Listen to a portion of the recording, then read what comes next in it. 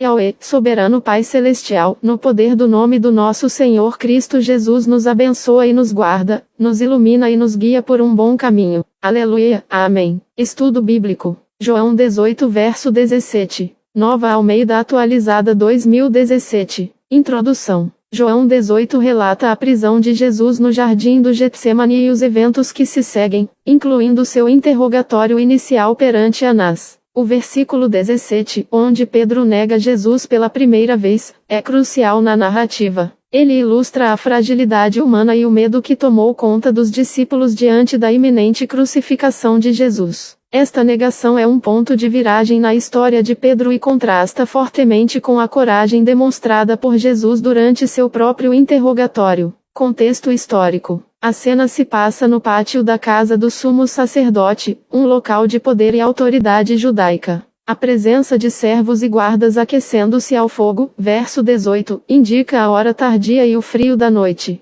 Pedro, acompanhado de outro discípulo, possivelmente João, verso 15, consegue entrar no pátio, mas sua entrada depende da mediação desse outro discípulo conhecido do sumo sacerdote. O fato de uma empregada, encarregada da porta, verso 17, questionar Pedro demonstra que este não era um lugar para os discípulos de Jesus. A pergunta em si é carregada de perigo potencial para Pedro. Confessar ser um discípulo poderia ter consequências graves. A menção de Judas como o traidor, presente desde o início da captura de Jesus, pesa sobre a atmosfera, sublinhando a traição e o abandono que Jesus está a experimentar. Interpretação. A negação de Pedro, conforme relatada em João 18:17, revela a fraqueza humana sob pressão. A pergunta da empregada da porta: "Você também não é um dos discípulos desse homem?", expõe o medo de Pedro de ser associado a Jesus, que já estava sob custódia. Sua resposta imediata, não sou, é um ato de autoproteção que contrasta fortemente com a declaração de fé que ele havia feito anteriormente. Mateus 16:16. Do ponto de vista teológico protestante, esta negação não é um sinal de abandono total por parte de Pedro, mas sim um momento de fraqueza humana.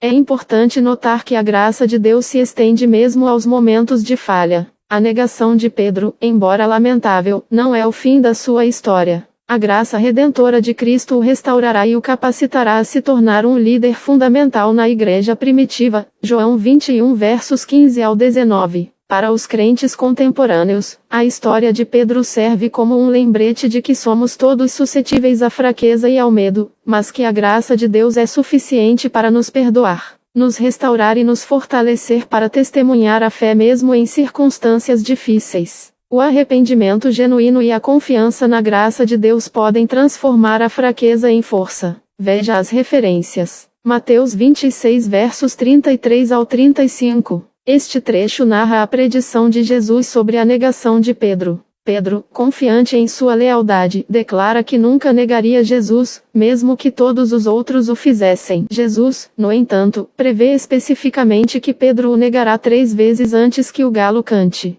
Essa referência destaca a ironia da situação em João 18 e demonstra a precisão da profecia de Jesus. Demonstra que Jesus conhecia a fragilidade humana de Pedro, mas mesmo assim o amava e o escolheu. Lucas 22 versos 61 ao 62. Este trecho relata o momento exato em que Pedro nega Jesus pela 3ª vez e o galo canta. Lucas acrescenta que Jesus se vira e olha diretamente para Pedro. Esse olhar penetrante leva Pedro a sair e chorar amargamente. Essa referência enfatiza o impacto emocional da negação de Pedro e seu subsequente arrependimento. O olhar de Jesus transmite tanto tristeza quanto amor, evidenciando que o amor de Jesus é incondicional, mesmo em face da decepção.